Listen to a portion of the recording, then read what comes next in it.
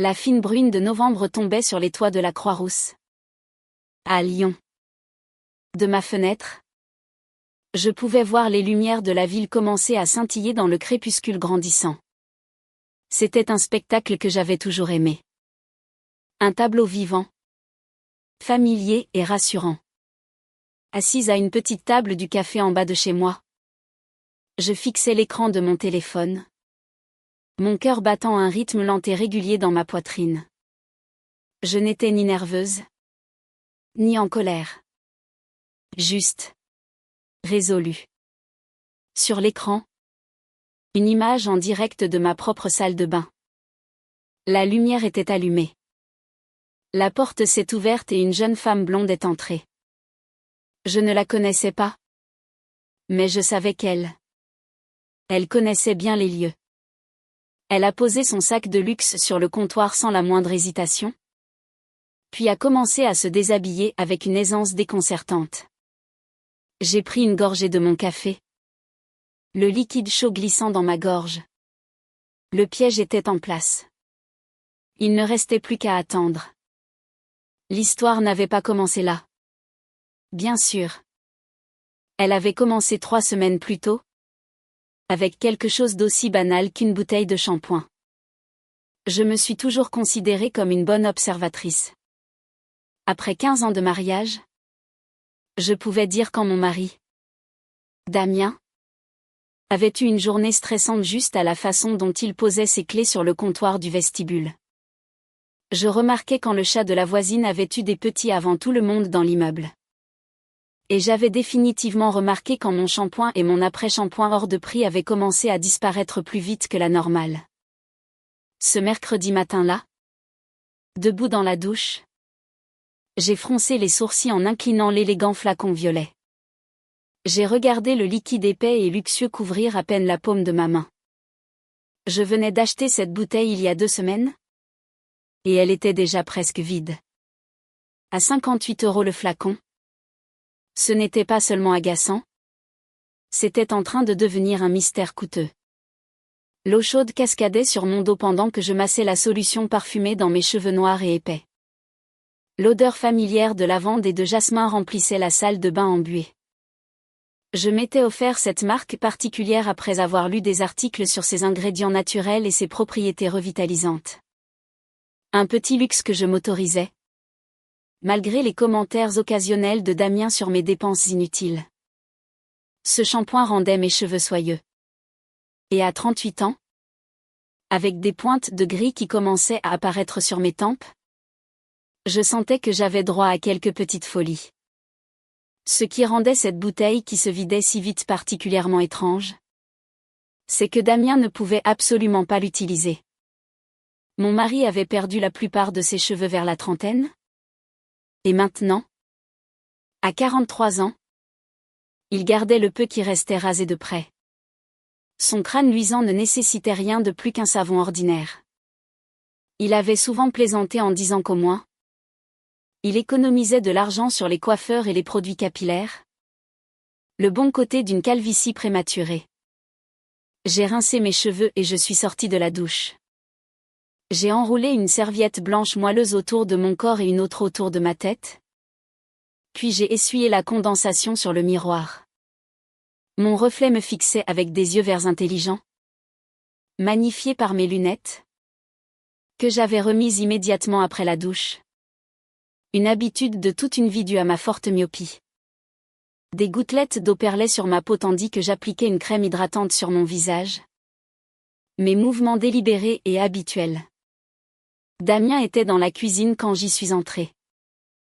Il était déjà habillé dans son costume gris anthracite pour le travail, faisant défiler les actualités sur son téléphone tout en sirotant un café dans sa tasse préférée, celle que je lui avais offerte pour notre 10e anniversaire.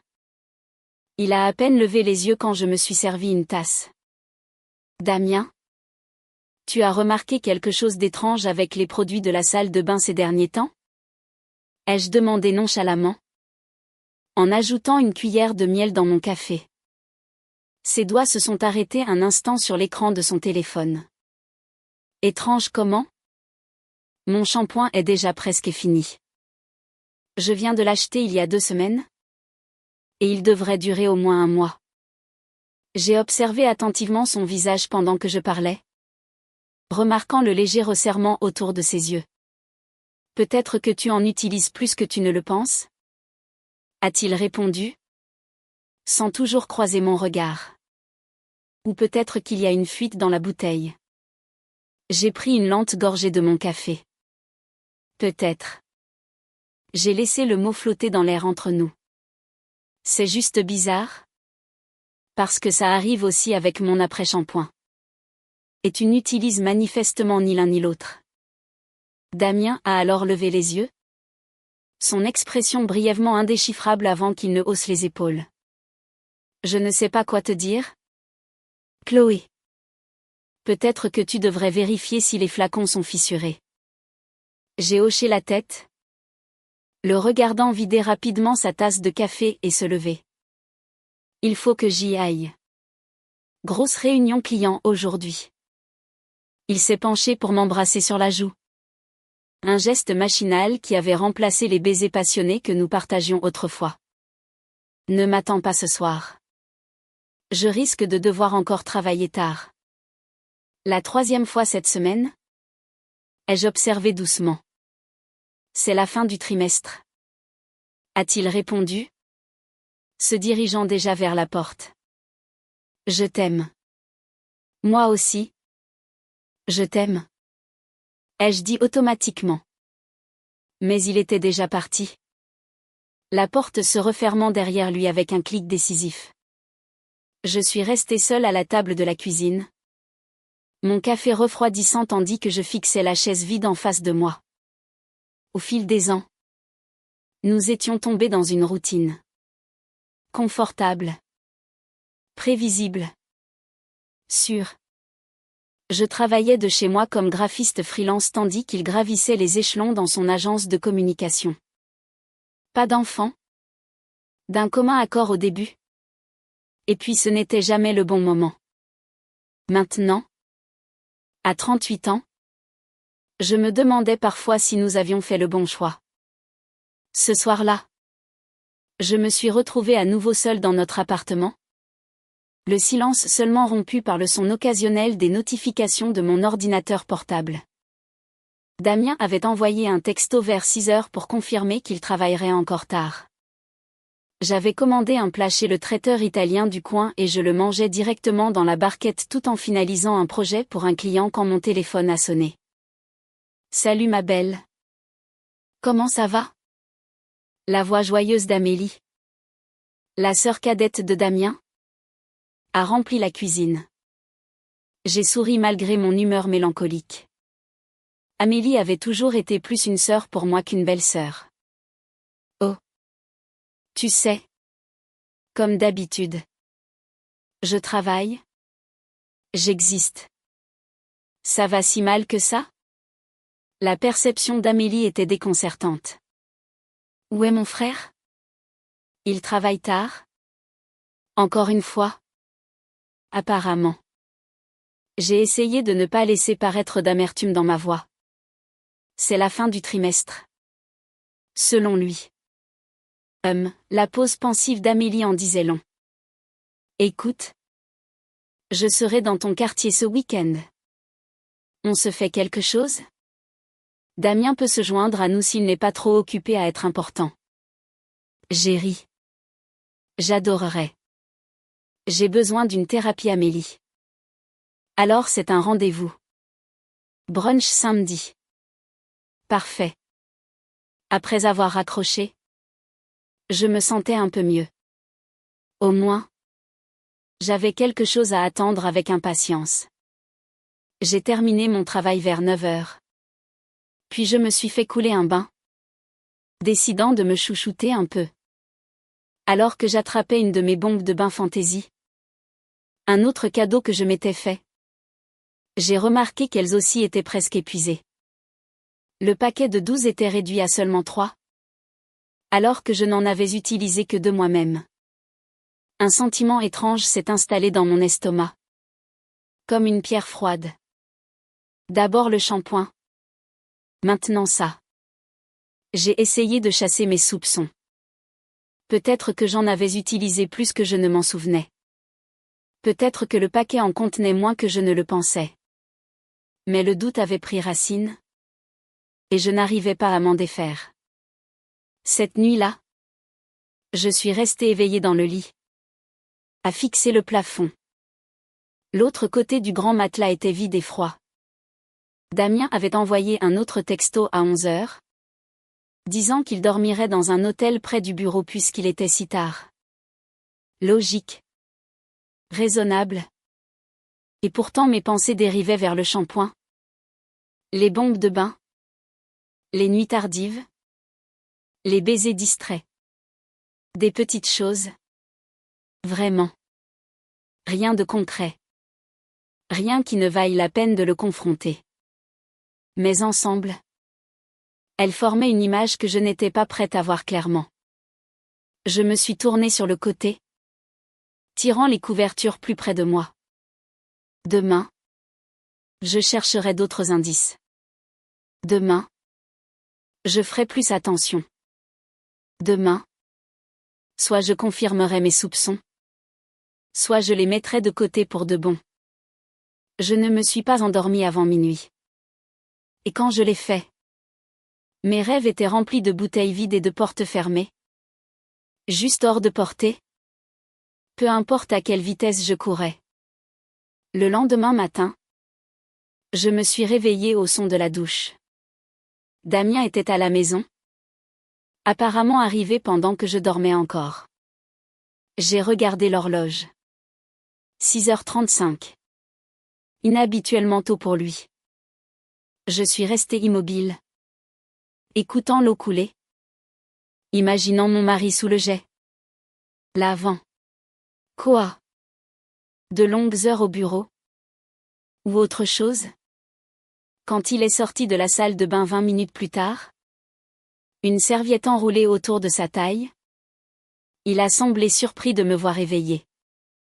Bonjour, a-t-il dit, offrant un sourire qui n'atteignait pas tout à fait ses yeux. Désolé si je t'ai réveillé. Ce n'est rien, ai-je répondu, le regardant se déplacer dans la pièce, choisissant un costume bleu marine dans le placard. Comment était ton hôtel? Bien. Rien de spécial. Il s'est habillé rapidement, le dos tourné. Je me suis juste effondrée et je me suis levée tôt pour rentrer prendre une douche avant ma réunion de 8 heures. J'ai hoché la tête, même s'il ne me regardait pas. Tu rentreras encore tard ce soir? Damien a fait une pause, un bras dans la veste de son costume. En fait, non. Je devrais être à la maison à une heure normale. Et si je prenais des steaks? On pourrait faire un barbecue sur le balcon. Ça me semble une bonne idée, ai-je dit, sentant une lueur d'espoir. Peut-être que je me faisais des idées. Peut-être qu'il avait vraiment été occupé par le travail.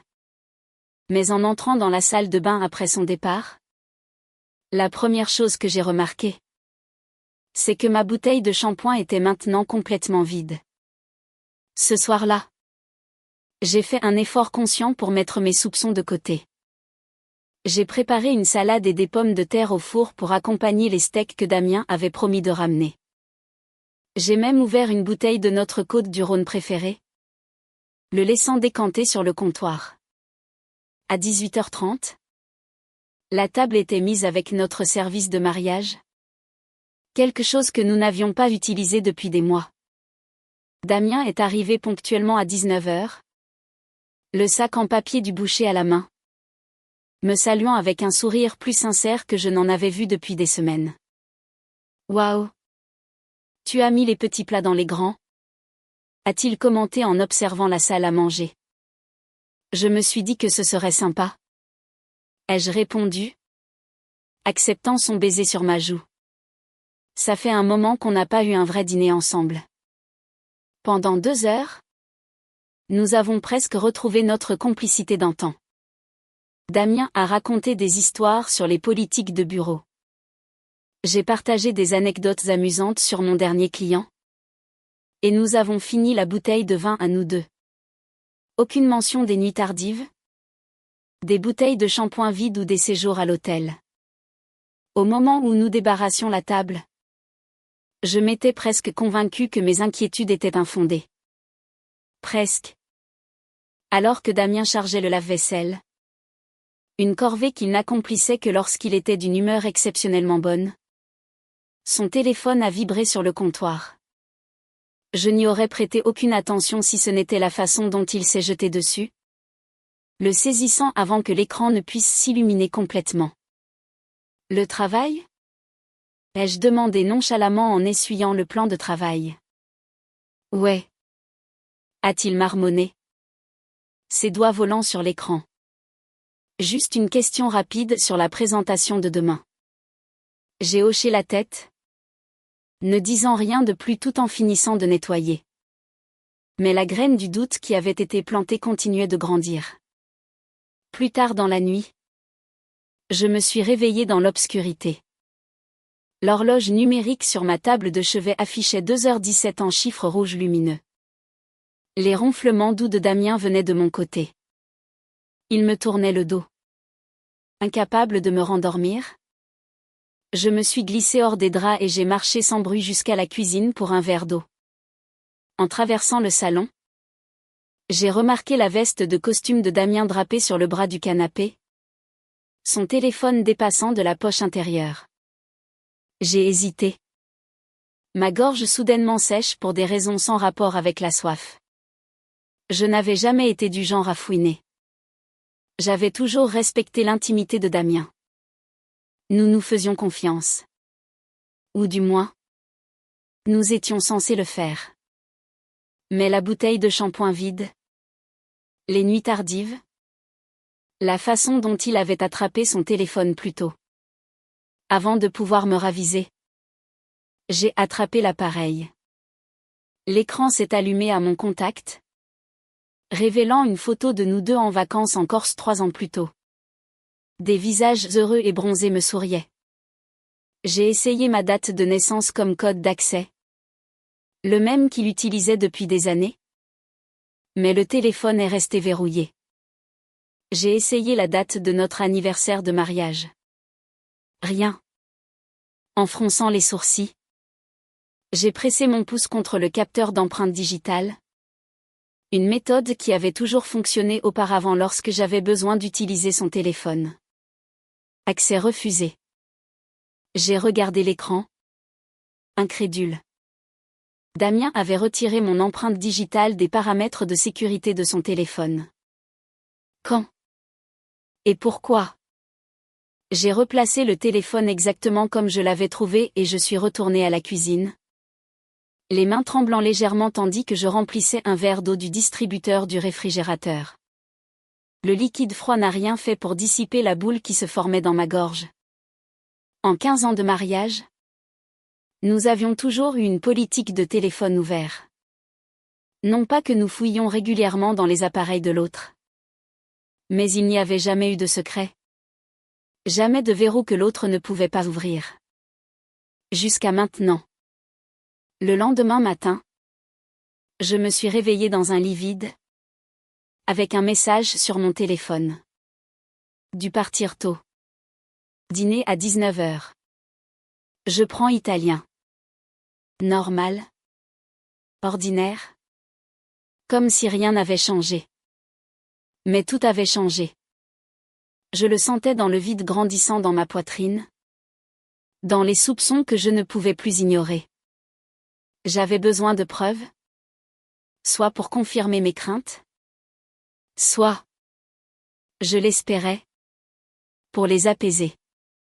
Après une douche, pendant laquelle j'ai noté avec une satisfaction sinistre que Damien avait remplacé ma bouteille de shampoing vide par une neuve, je me suis habillée avec soin.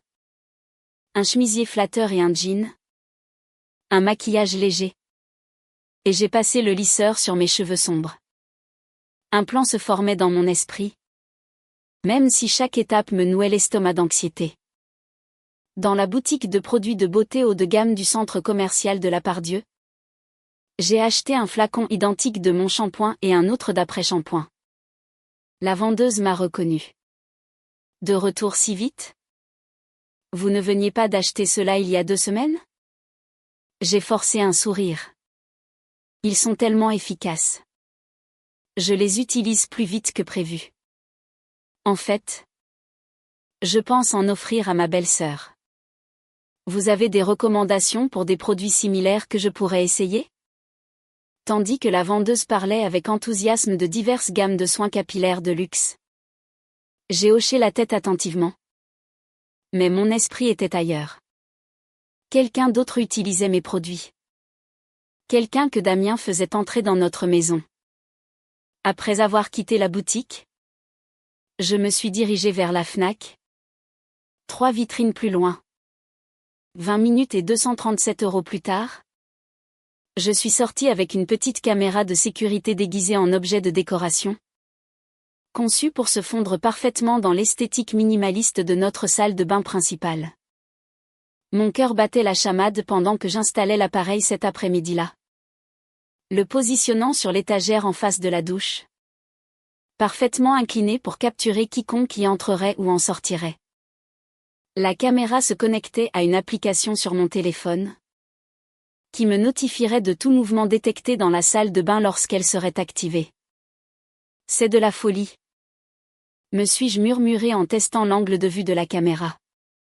J'espionne mon propre mari. Mais je ne pouvais plus m'arrêter. J'avais besoin de savoir. J'ai passé le reste de la journée à alterner entre mes projets de travail et la vérification de la nouvelle bouteille de shampoing que j'avais placée dans la douche. J'avais marqué le niveau avec un minuscule point de vernis à ongles transparent sur l'extérieur de la bouteille. Invisible à moins de le chercher. Mais indubitable pour mon œil examinateur. Au moment où Damien est arrivé à la maison avec des plats à emporter de notre restaurant italien préféré, je m'étais suffisamment ressaisie pour l'accueillir avec un sourire convaincant. Nous avons mangé des pâtes sur l'îlot de la cuisine, échangeant des banalités sur nos journées. Si Damien a remarqué quelque chose d'inhabituel dans mon comportement, il n'a fait aucun commentaire. Des projets pour ce week-end? A-t-il demandé nonchalamment en enroulant des linguines autour de sa fourchette. J'ai pris une gorgée d'eau avant de répondre. En fait, oui. Amélie passe pour un brunch samedi. Tu es le bienvenu si tu n'es pas occupé. Damien a hoché la tête. Je devrais pouvoir venir. Où est-ce que vous vous retrouvez? Dans ce nouvel endroit sur la rue de 16. Il paraît qu'ils ont des œufs bénédicts incroyables. Ça a l'air bien. À quelle heure? 11 heures. La conversation a dérivé sur d'autres sujets. Mais mon esprit est resté fixé sur samedi. Pas à cause du brunch avec Amélie, mais à cause de ce que je prévoyais de faire après. Si mes soupçons étaient corrects, Damien trouverait une excuse pour être hors de la maison pendant plusieurs heures samedi après-midi. Il le faisait toujours, prétextant devoir aller à la salle de sport ou faire des courses. Et cette fois, je saurais exactement ce qui se passait chez nous pendant mon absence. Le vendredi s'est écoulé dans un brouillard d'appels clients et d'anticipation nerveuse. Damien est rentré à son heure habituelle, et nous avons regardé un film ensemble sur le canapé, ma tête reposant sur son épaule comme au bon vieux temps. Il sentait son eau de Cologne familière, et quand son bras s'est enroulé autour de moi, j'ai failli craquer et le confronter sur le champ. Mais je me suis retenue. Sans preuve. Ce serait sa parole contre mes soupçons. Et j'avais besoin d'être certaine. Samedi matin est arrivé. Clair et lumineux. Je me suis réveillée avant Damien et je me suis levée discrètement pour préparer le café. En attendant que la cafetière finisse, j'ai vérifié mon téléphone. Aucune notification de la caméra de la salle de bain. Soit personne n'avait utilisé cette douche depuis que je l'avais installée, soit Damien avait découvert l'appareil et l'avait désactivé. Cette dernière pensée m'a glacé le sang. Mais quand Damien est entré dans la cuisine en pantalon de pyjama, Se frottant les yeux. Son comportement semblait parfaitement normal. Il a accepté la tasse de café que je lui ai offerte avec un « merci » endormi et m'a rejointe à table. Toujours d'accord pour le brunch? A-t-il demandé entre deux gorgées. Absolument. Amélie a envoyé un texto hier soir pour confirmer. Damien a hoché la tête, parcourant les titres d'actualité sur sa tablette. Je ne resterai peut-être pas tout le temps. Je pensais aller à la salle de sport après. Et peut-être passer au bureau pour finir quelques dossiers. J'ai gardé une expression neutre. Même si mon rythme cardiaque s'accélérait. Un samedi. Tu as tellement travaillé ces derniers temps. Il a haussé les épaules. La pression de fin de trimestre. Ça va se calmer bientôt? Promis. Bien sûr. Ai-je répondu en me levant pour rincer ma tasse vide dans l'évier? Le dos tourné. Je me suis accordé un moment d'émotion brute. Fermant brièvement les yeux contre la douleur de ces mensonges désinvoltes. Puis j'ai redressé les épaules et je me suis retourné avec un sourire. Je devrais commencer à me préparer. Amélie arrive toujours en avance. Le brunch avec Amélie fut une distraction bienvenue. Ma belle-sœur avait toujours été perspicace. Mais aujourd'hui, j'étais reconnaissante qu'Amélie domine la conversation avec des histoires sur son travail de directrice d'école primaire. Damien, comme prévu, s'est excusé après 1 heure, m'embrassant sur la joue et promettant de me voir à la maison plus tard. Est-ce que tout va bien? A demandé Amélie dès qu'il fut hors de portée de voix. Tu as l'air distraite. J'ai joué avec ma serviette. Tout va bien. Juste occupée par le travail. L'expression sceptique d'Amélie disait qu'elle n'en croyait pas un mot. Mais elle n'a pas insisté. Eh bien, si tu as besoin de parler, je suis là. Quoi qu'il arrive. Ces mots, quoi qu'il arrive, ont failli briser ma contenance. Au lieu de cela, j'ai changé de sujet. L'interrogeant sur son dernier rendez-vous désastreux. Sachant que cela la lancerait dans une autre histoire animée. 2 heures plus tard, j'ai dit au revoir à Amélie avec une étreinte serrée, promettant de l'appeler bientôt. Puis, au lieu de rentrer chez moi comme je l'aurais fait normalement, je me suis rendue dans un café à 3 rues de notre appartement. J'ai commandé un grand café et j'ai ouvert mon ordinateur portable comme si je m'installais pour travailler. En réalité, je regardais le flux de la caméra de sécurité sur mon téléphone, partiellement caché derrière l'écran de mon ordinateur. Pendant plus d'1 heure, il ne s'est rien passé. La salle de bain est restée vide. L'appartement silencieux. Je commençais à penser que je m'étais trompée. Après tout, quand une notification est apparue. Mouvement détecté. Mes doigts tremblaient en appuyant sur l'alerte. Le flux en direct a rempli mon écran. Quelqu'un entrait dans la salle de bain. Pas Damien, mais une femme. Jeune. Blonde. Stupéfiante. Elle se déplaçait avec l'assurance de quelqu'un de familier avec l'espace, posant un sac à main de créateur sur le comptoir avant de commencer à se déshabiller. J'ai regardé. Figé.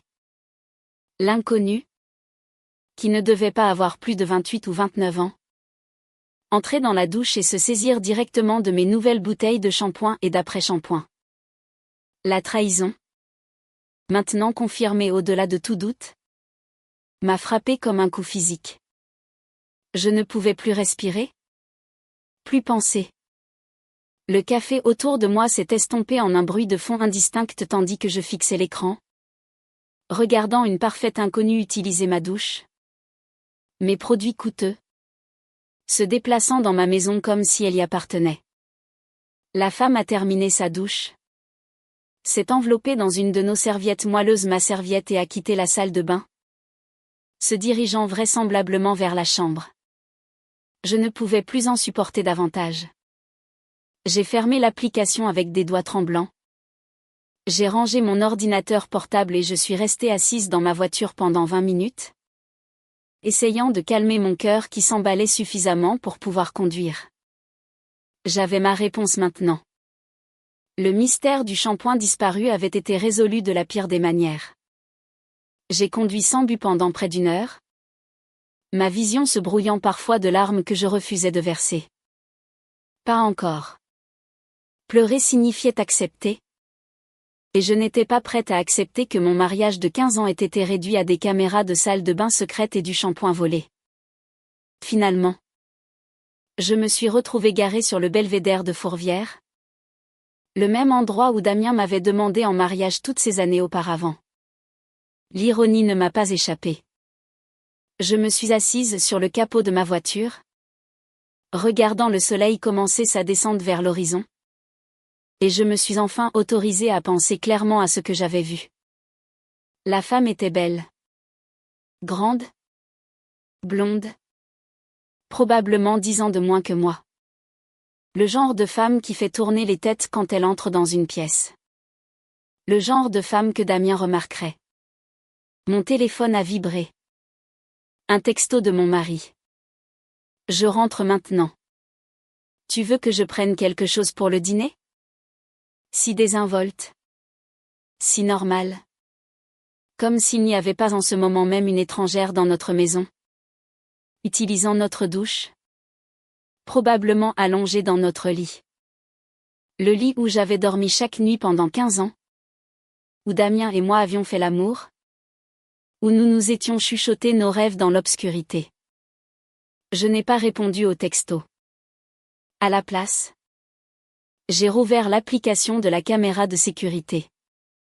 Je regardais la femme blonde, maintenant vêtue d'un jean moulant et d'un chemisier en soie, se maquiller devant ma coiffeuse. Elle utilisait mes pinceaux à maquillage, mon fond de teint, mon mascara. La violation était à couper le souffle par sa minutie. Une notification de ma sonnette connectée est apparue. Damien était à la maison. J'ai regardé en direct alors qu'il entrait dans l'appartement, appelant quelque chose que je ne pouvais pas entendre. Quelques instants plus tard, il est apparu dans l'encadrement de la porte de la salle de bain, derrière la femme blonde. Il a enroulé ses bras autour de sa taille et a embrassé son cou alors qu'elle lui souriait à travers le miroir. J'ai fermé l'application, me sentant soudain nauséeuse. Il me fallait un plan. Les confronter maintenant, alors que j'étais émotive et qu'ils étaient ensemble, ne mènerait qu'au chaos. Et malgré la rage qui bouillonnait sous ma peau, je m'étais toujours enorgueillie de mon sang-froid. Cette situation exigeait quelque chose de plus calculé qu'une confrontation dramatique. Quand je suis arrivée devant l'immeuble d'Amélie 40 minutes plus tard, je m'étais suffisamment ressaisie pour lui expliquer la situation sans m'effondrer. Amélie a ouvert la porte en jogging. Son expression passant de la surprise à l'inquiétude en voyant mon visage pâle. J'ai besoin de rester ici ce soir?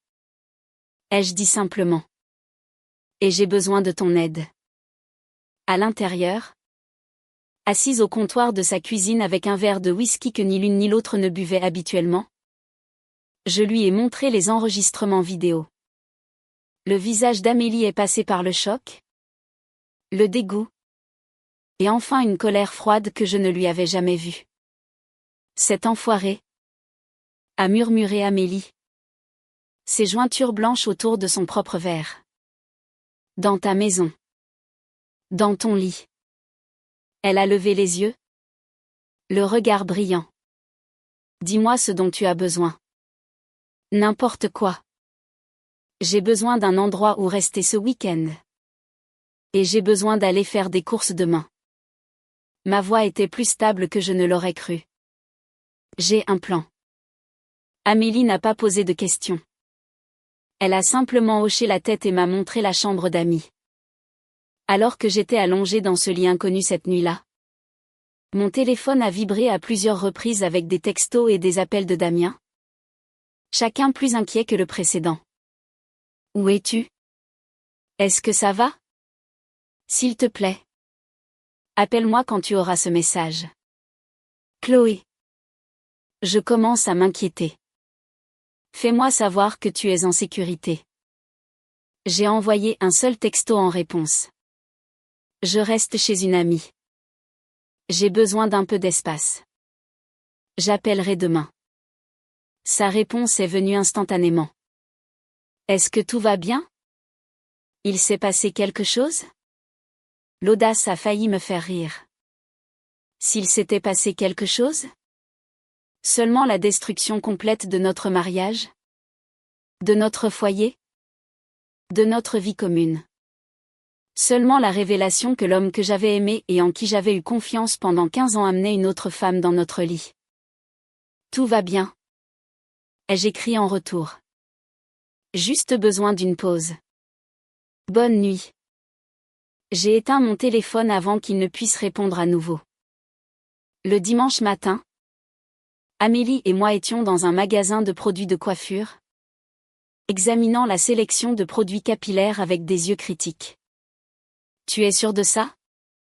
A demandé Amélie en prenant une boîte de décolorant blond platine. Ça semble extrême. Je suis sûre. Ai-je répondu? Ajoutant une bouteille de crème dépilatoire extra forte à notre panier. Il l'a amenée dans notre maison. Il l'a utilisée pour m'humilier? Pour me faire passer pour une idiote dans ma propre maison. Ma voix est restée calme? Mais Amélie a reconnu la lueur dangereuse dans mes yeux. Je ne veux juste pas que tu fasses quelque chose que tu regretteras, a dit Amélie avec prudence. Je lui ai lancé un regard de côté. La seule chose que je regrette, c'est de ne pas avoir réalisé plus tôt ce qui se passait juste sous mon nez. J'ai pris une bouteille de solution décolorante et l'ai ajoutée à notre collection grandissante.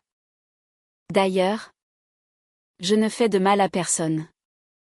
J'améliore juste mon shampoing. Le dimanche après-midi, j'avais créé ma concoction spéciale, mélangeant soigneusement la crème dépilatoire et le décolorant dans mes bouteilles de shampoing et d'après-shampoing coûteuses, en veillant à conserver suffisamment du produit original pour maintenir son parfum et sa texture distinctifs. La salle de bain de la chambre d'amis d'Amélie sentait maintenant le salon de coiffure. Mais le mélange qui en résultait avait l'air parfaitement normal dans les bouteilles.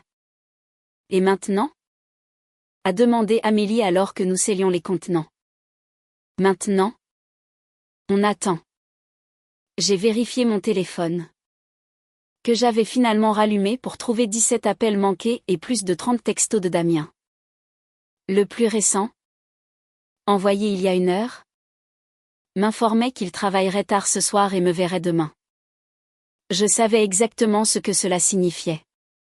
Il donnait à la femme blonde une nuit de plus dans notre lit avant que je ne rentre à la maison. Parfait. Le lundi matin, j'ai serré Amélie dans mes bras pour lui dire au revoir, promettant de l'appeler pour lui donner des nouvelles.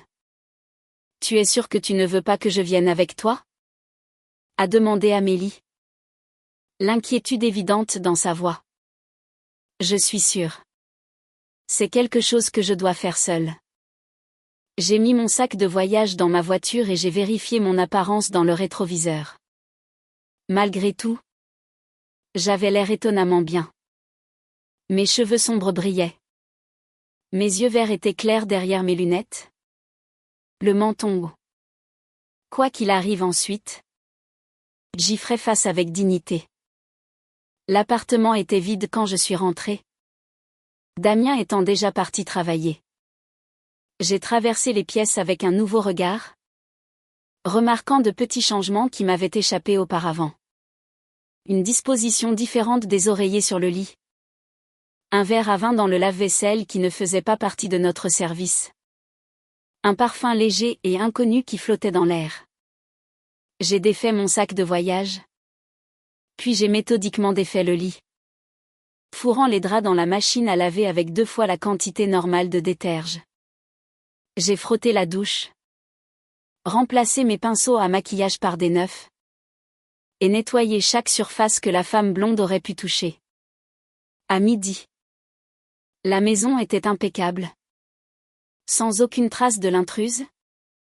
À l'exception des bouteilles de shampoing et d'après-shampoing, améliorées, que j'ai soigneusement remises à leur place dans le porte-savon de la douche. Mon téléphone a sonné juste après 13 heures. Damien. Chloé. Tu es à la maison? A-t-il dit quand j'ai répondu. Sa voix un mélange de soulagement et de lassitude. Oui. J'ai gardé ma réponse neutre. Ni froide ni accueillante. J'ai été mort d'inquiétude. Chloé. Où étais-tu tout le week-end?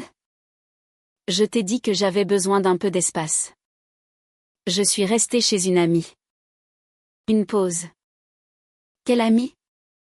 Tu aurais pu me dire où tu allais. J'ai réprimé un rire amer. L'hypocrisie était stupéfiante. Je ne savais pas que j'avais besoin d'une permission pour passer un week-end seul. Ce n'est pas ce que je voulais dire. Damien a rapidement fait marche arrière. J'étais juste inquiet. Tu n'as jamais disparu comme ça avant. Les gens changent. Ai-je répondu d'un ton égal. Tu rentres pour le dîner ce soir? Le changement brusque de sujet a semblé le déconcerter. Oui. Je devrais être à la maison vers 18 heures. Bien. Je préparerai quelque chose. Après avoir raccroché, j'ai envoyé un texto à Amélie. Opération shampoing lancée. Il rentre ce soir? Mais je suppose qu'elle viendra pendant mon rendez-vous chez le dentiste demain après-midi. La réponse d'Amélie est venue rapidement. Sois prudente et appelle-moi si tu as besoin de quoi que ce soit. La soirée avec Damien fut un exercice de maîtrise de soi. J'ai préparé un repas simple de poulet grillé et de légumes, répondant à sa conversation prudente par des réponses agréables mais non engageantes. S'il a remarqué quelque chose de différent dans mon attitude, il n'en a rien dit. Il semblait soulagé que je ne l'interroge pas sur ses activités du week-end ni sur ma propre absence, prenant mon pardon apparent pour argent comptant. Tu m'as manqué? A-t-il dit alors que nous débarrassions la table, tentant de me prendre dans ses bras. J'ai permis une brève étreinte avant de m'éloigner. J'ai mal à la tête. Je pense que je vais me coucher tôt ce soir. La déception a traversé son visage. Mais il a hoché la tête. Bien sûr. Repose-toi bien. Au lit. Je me suis allongée dos à lui, écoutant sa respiration devenir lentement régulière, jusqu'au sommeil. Quand j'ai été certaine qu'il ne se réveillerait pas, j'ai soigneusement attrapé son téléphone sur la table de chevet. Comme prévu. Il était toujours verrouillé, mon empreinte digitale n'étant plus reconnue.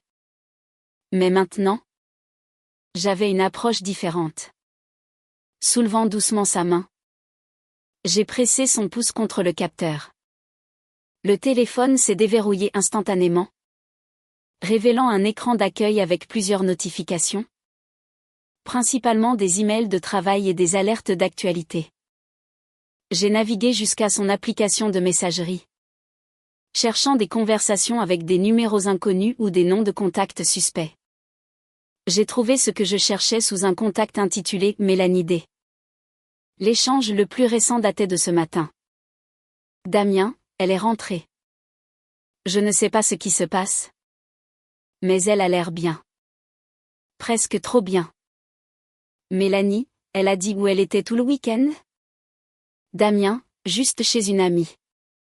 Je n'ai pas insisté. Mélanie, intelligent. On se voit toujours demain? Damien, oui. Elle a un rendez-vous chez le dentiste à 14 heures. Elle devrait être partie au moins 1 heure. Mélanie, parfait. Tu me manques déjà. La nuit dernière était incroyable. Damien, oui. C'était le cas. À demain. Ma belle. Mon estomac s'est noué. Mais je me suis forcée à continuer à lire, remontant des jours de messages, d'échanges intimes, de photos explicites, de plan pour leur rendez-vous. J'ai trouvé la conversation du jour où j'avais découvert le problème du shampoing. Mélanie, alors l'idiote a enfin remarqué que son shampoing de luxe disparaissait. Damien, ouais. Elle en a parlé ce matin. Je lui ai dit qu'il y avait peut-être une fuite dans la bouteille. Lol. Mélanie, eh bien. C'est un shampoing incroyable. Mes cheveux n'ont jamais été aussi beaux. Ça vaut chaque centime qu'elle a payé. La cruauté désinvolte m'a coupé le souffle. Il n'avait pas seulement une liaison. Il se moquait de moi. Me ridiculisait dans ma propre maison. Utilisait mes affaires. Dormait dans mon lit. Et pendant tout ce temps, Damien avait joué le rôle du mari dévoué. M'embrassant sur la joue chaque matin. Me demandant comment s'était passée ma journée. Dormant à côté de moi la nuit après avoir passé l'après-midi avec sa maîtresse. Avec précaution. J'ai replacé le téléphone exactement comme je l'avais trouvé et je suis retournée de mon côté du lit. Le sommeil ne viendrait pas. Mais ce n'était pas grave. J'avais la confirmation maintenant. Et demain? Pendant que je ferais semblant d'être chez le dentiste, Mélanie D. recevrait une surprise qui lui ferait regretter d'avoir jamais touché à mon shampoing.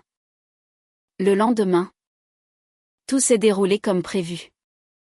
J'ai quitté l'appartement à 13h45, disant à Damien que j'avais un nettoyage dentaire à 14h. Au lieu de me rendre chez le dentiste. Cependant, je me suis garée dans un café avec une vue dégagée sur notre rue. Observant depuis la fenêtre de ma voiture un élégant cabriolet argenté se garer devant notre immeuble. À 14h15 précise, Mélanie est sortie du véhicule. Des lunettes de soleil perchées sur ses cheveux blonds parfaits. Un petit sac de voyage à la main. Elle est entrée avec une clé que Damien avait dû lui donner et a disparu à l'intérieur. J'ai attendu, sirotant mon café tandis que les minutes s'écoulaient. Imaginant la scène qui se jouait dans ma salle de bain. La douche qui s'allume. Le shampoing coûteux versé dans une paume. La mousse luxueuse. L'ignorance béate. À 15h30, je suis rentrée à la maison, chronométrant mon arrivée pour le moment où Damien m'attendrait de retour du dentiste. Je me suis garée, notant avec satisfaction que le cabriolet argenté avait disparu. Un timing parfait. Damien était dans la cuisine quand je suis entrée, apparemment absorbé par son ordinateur portable. Comment c'était chez le dentiste ? A-t-il demandé sans lever les yeux. Bien. Ai-je répondu en accrochant mon sac à main au crochet près de la porte. Le nettoyage habituel ? Pas de caries. Bien. Bien. A-t-il marmonné. Les yeux toujours fixés sur son écran. Je me suis déplacée dans la maison avec une détermination désinvolte, notant les signes subtils de la visite de Mélanie. Une serviette humide légèrement de travers. Le léger parfum d'une fragrance inconnue. Dans la salle de bain, j'ai vérifié les bouteilles de shampoing et d'après-shampoing. Les deux avaient été utilisés. Les niveaux sensiblement plus bas que lorsque j'étais partie. Le piège s'était refermé. Il ne me restait plus qu'à attendre les résultats. Les effets de ma formule de shampoing spécial n'ont pas tardé à se manifester. Le lendemain matin, alors que je préparais le petit déjeuner, mon téléphone a sonné avec une notification de la caméra de sécurité de la salle de bain. J'avais presque oublié de la laisser en marche. M'excusant pour aller dans la chambre, j'ai vérifié la vidéo et j'ai trouvé Damien au téléphone. Sa voix était basse, mais clairement agitée. Qu'est-ce que tu veux dire par une urgence ? Tu ne peux pas juste porter un chapeau ? Une pause pendant qu'il écoutait. C'est si grave que ça ? Tu es sûr que ce n'est pas juste ? Je ne sais pas. Une réaction allergique ou quelque chose comme ça ? Une autre pause. D'accord. D'accord. Je viens. Mais je dois trouver une excuse pour Chloé. Donne-moi 30 minutes. J'ai rapidement fermé l'application et suis retournée à la cuisine, composant mes traits en un masque de tranquillité domestique juste au moment où Damien entrait. Son expression tendue. Et un imprévu au travail. Un des assistants a fait une erreur avec des dossiers clients et je dois y aller pour régler ça. Un mercredi matin? J'ai haussé un sourcil. L'image de l'innocence confuse. Ça ne peut pas attendre après le petit déjeuner? Malheureusement non. Il attrapait déjà ses clés sur le comptoir. C'est urgent. Je ne sais pas combien de temps ça prendra. Je t'enverrai un texto. Bien sûr. Ai-je hoché la tête? Le regardant se précipiter dehors sans même un baiser machinal. Une fois sa voiture partie, je me suis permis un petit sourire satisfait. La première phase de mon plan était terminée. Plus tard dans l'après-midi, alors que je travaillais sur la conception d'un site web pour un client, j'ai reçu un texto d'Amélie. Tu peux parler? C'est important. Je me suis éloignée de mon ordinateur et j'ai appelé ma belle-sœur immédiatement. Tu ne devineras jamais qui je viens de voir au centre médical du Tonkin, a dit Amélie sans préambule quand elle a répondu. La petite amie de ton mari. Sortant du cabinet de dermatologie du docteur Morin, portant le plus grand chapeau que j'ai jamais vu et d'énormes lunettes de soleil. Même avec tout ça, je pouvais dire qu'elle pleurait. J'ai lutté pour garder ma voix neutre. Vraiment? C'est intéressant. Chloé. Le ton d'Amélie était entendu. Que as-tu mis exactement dans ce shampoing? Juste un peu de décolorant et de la crème dépilatoire? Ai-je répondu innocemment. Rien de dangereux. Eh bien? Quoi que ce soit. Ça a clairement fonctionné. Elle avait l'air absolument dévastée. Amélie a fait une pause. Tu vas confronter Damien maintenant? Pas encore. Ai-je dit. Mon plan se cristallisant davantage à chaque nouveau développement. Il me faut une dernière preuve. Ce soir-là, Damien est rentré tard. Son expression hagarde. Il a prétendu avoir passé la journée à résoudre la crise au travail. Mais une légère odeur de savon antiseptique d'hôpital s'accrochait à sa peau.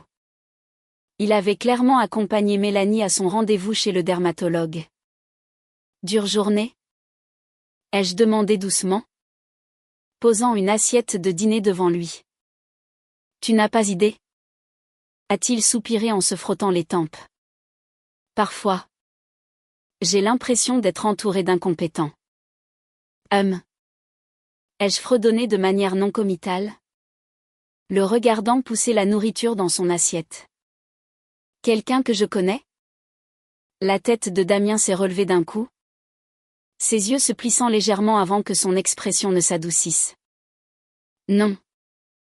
Juste des juniors. Ça ne vaut pas la peine d'en discuter. Les jours suivants se sont déroulés dans une étrange pantomime de normalité. Damien était distant, vérifiant constamment son téléphone quand il pensait que je ne regardais pas. J'ai fait semblant de ne rien remarquer. Poursuivant ma routine avec une efficacité placide tout en surveillant les enregistrements de sécurité pour tout signe du retour de Mélanie. Le samedi matin, j'ai annoncé nonchalamment autour d'un café. Amélie m'a invité à passer le week-end dans sa maison de campagne. Une escapade entre filles. J'ai pensé y aller. Ça fait une éternité qu'on n'a pas passé de temps ensemble. La réponse de Damien a été un peu trop enthousiaste. Ça a l'air génial. Tu mérites une pause. Quand est-ce que tu pars? Après le déjeuner? Ai-je répondu, notant la rapidité avec laquelle il a attrapé son téléphone. Sans doute pour envoyer la bonne nouvelle à Mélanie. Je serai de retour dimanche soir. Parfait. A souri Damien. Le premier sourire sincère que je voyais de lui depuis des jours. J'ai du travail à rattraper de toute façon. Du travail? Bien sûr. J'ai préparé un sac de voyage et j'ai embrassé Damien pour lui dire au revoir à 13h, conduisant directement chez Amélie. Pas sa maison de campagne? Qui n'existait pas. Mais son appartement en banlieue à 15 minutes de là. À 14h30, nous avions installé une sorte de centre de commandement dans le salon d'Amélie. Les deux femmes penchées sur mon ordinateur portable. Nous surveillions le flux de la caméra de la salle de bain. Tu es sûr que tu veux regarder ça? A demandé Amélie. L'inquiétude marquant ses traits. Ça pourrait être difficile. J'ai besoin de voir. Ai-je répondu fermement. J'ai besoin de savoir exactement ce qui s'est passé dans ma maison. Nous n'avons pas eu à attendre longtemps. À 15h15, la caméra a capturé Damien menant Mélanie dans la salle de bain principale. Son apparence nous a fait sursauter toutes les deux. Ses cheveux blonds, autrefois luxuriants, étaient maintenant un désastre inégal, avec de grandes sections nettement plus clairsemées que d'autres. Et la couleur était une combinaison maladive d'orange cuivré et de blond verdâtre. Oh mon Dieu! A soufflé Amélie. Ta concoction a fait ça? J'ai hoché la tête. Un mélange de justification et d'une légère horreur m'envahissant. Je ne m'attendais pas à des résultats aussi spectaculaires. À l'écran, Mélanie était clairement désemparée, sa voix s'élevant alors qu'elle gesticulait sauvagement vers ses cheveux abîmés. Le dermatologue a dit que c'était une sorte de brûlure chimique. Tu sais combien me coûtent les traitements? Mon agence m'a déjà mise en pause. J'ai dû annuler 3 séances photo cette semaine. Damien a essayé de la calmer. Ses mains sur ses épaules. Chérie. Je suis tellement désolée. On va trouver une solution. Peut-être que Chloé a découvert quelque chose et a trafiqué. N'ose même pas me rejeter la faute. Mélanie s'est dégagée de son étreinte. J'utilise ce shampoing depuis des mois sans aucun problème. C'est de ta faute. Tu aurais dû le vérifier ou quelque chose. Tu sais à quel point mes cheveux sont importants pour ma carrière. Ta carrière? La voix de Damien a pris un ton plus dur. Et mon mariage? Alors? Si Chloé découvre pour nous. Oh. S'il te plaît. Mélanie l'a interrompu avec un rire sec. Comme si tu te souciais de ton mariage. Tu me dis depuis des mois à quel point tu es malheureux. Que Chloé ne te comprend pas. Que nous allons être ensemble une fois que tu auras réglé les finances du divorce. J'ai eu l'impression d'avoir reçu une gifle. Le divorce? Il avait prévu de divorcer et rejetait sur moi la faute de leurs problèmes conjugaux auprès de sa maîtresse. À l'écran, Damien faisait marche arrière. Ce n'est pas ce que je voulais dire. Bien sûr que je me soucie de mon mariage. C'est juste compliqué en ce moment. Compliqué? A répété Mélanie d'un ton plat. Eh bien, laisse-moi te décompliquer les choses. Je ne remettrai plus les pieds dans cette maison tant que tu n'auras pas compris ce qui est arrivé à mes cheveux. J'ai une consultation avec un spécialiste à Paris lundi. Ça va coûter 5 000 €. Que tu vas payer? Au fait. 5 000? La voix de Damien s'est élevée. Alarmée. Mélanie. Sois raisonnable. Raisonnable? Sa voix est devenue stridente. Regarde-moi. Damien. Je suis mannequin. Ou je l'étais. Jusqu'à ce que le shampoing toxique de ta femme détruise mes cheveux. Le moins que tu puisses faire, c'est payer les traitements. Amélie a jeté un coup d'œil à mon visage de pierre alors que je regardais la dispute se dérouler. Ça va? A-t-elle murmuré. J'ai hoché la tête une fois. Ne me faisant pas confiance pour parler. À l'écran, la dispute a continué de s'intensifier jusqu'à ce que Mélanie sorte en trombe de la salle de bain. Damien la suivant de près. Tous deux disparaissant du champ de la caméra. On continue de regarder? A demandé Amélie après un moment de silence. Non. Ai-je finalement dit en fermant l'ordinateur portable. J'en ai assez vu. Ce soir-là. Pendant que Damien me croyait en train de profiter d'un week-end insouciant à la campagne, j'étais assise à la table de la salle à manger d'Amélie, triant méthodiquement 15 ans de documents financiers que j'avais secrètement téléchargés de notre stockage cloud partagé avant de quitter la maison. Relevé de cartes de crédit. Compte bancaire. Portefeuille d'investissement. J'ai tout examiné avec la précision détachée d'un auditeur. Prenant des notes et surlignant les anomalies. Qu'est-ce que tu cherches exactement? A demandé Amélie en posant une tasse de tisane à côté de moi. Des munitions? Ai-je répondu sans lever les yeux. Et une assurance. Le dimanche matin, j'avais compilé un historique financier complet de notre mariage, incluant plusieurs découvertes préoccupantes, un compte courant séparé que Damien avait ouvert 6 mois auparavant et sur lequel il transférait régulièrement de petites sommes. Des dépenses suspectes sur sa carte de crédit personnelle dans des restaurants et hôtels haut de gamme les jours où il prétendait travailler tard. Et le plus accablant de tous, des recherches récentes dans son historique de navigation pour « loi sur le divorce en France » et « dissimulation d'actifs pendant un divorce ». Le salaud prévoyait de te quitter? A dit Amélie en examinant mes découvertes.